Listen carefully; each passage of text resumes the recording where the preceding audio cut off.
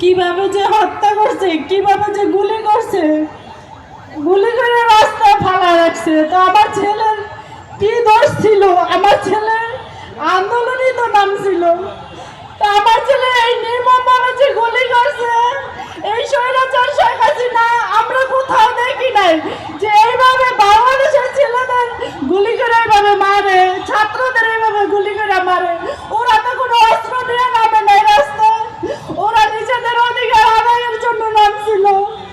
তা আমার ছেলের এইভাবে গুলি করে মারছে। আমি একটা মা, সারাক্ষণ আমার ছেলের যন্ত্রণা কষ্ট নিয়ে আমি রাত কাটাই, দিন পাই।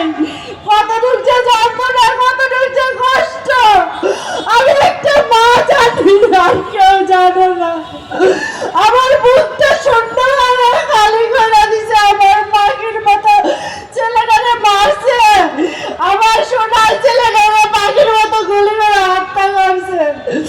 তাই আমার মার ভিতরে রক্ত খরণ হয় সারাক্ষণ যে এই বাংলার মাটিতে আমার ছেলের হত্যার বিচার এখনো হইতেছে না।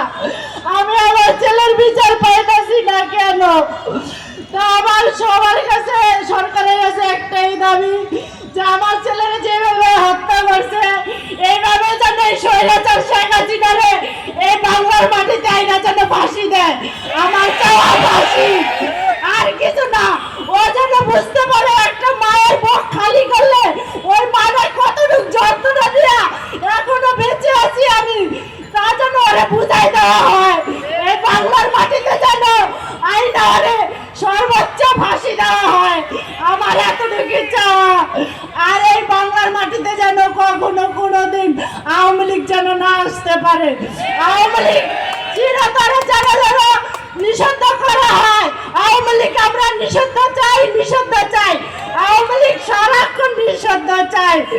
আমাদের যন্ত্রণা, আমাদের কষ্টটা, আমাদের আকুতি, আমাদের যে কষ্ট, বুক ফাটা, এই যে ঈদ গেল, ঈদের ভিতরে আমরা ছেলে ছাড়া আমি ঈদ করতে পারি নাই, আমার মুখে দিয়ে খাওয়া যায় নাই। আমার ছেলের কথা এত মনে পড়ছে, আমি সারা রাত্রে কান্না করছি।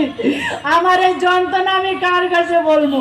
তা আমার যন্ত্রণাটা এতটুকু শান্তি হবে যেদিন শেখ হাসিনার বিচার হবে, যেদিন এই বাংলাদেশে বিচার পাবো, সব শহীদদের বিচার হবে। এই শহীদদের বিচার চাই, যেন এই শেখ হাসিনার বিচার করা হয়। এই বাংলার মাটিতে জনগণে যেন দেখে, রাস্তায় যেন আর ফাঁসি হয়। আমাদের এতটুকু চাওয়া।